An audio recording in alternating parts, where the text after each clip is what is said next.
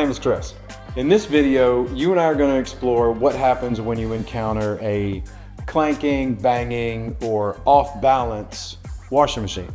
To fix it, it's pretty simple. All you have to do is pause the machine, open the lid, rearrange your load to balance it out, close the lid, restart the washer. And that is how you deal with an unbalanced washing machine load.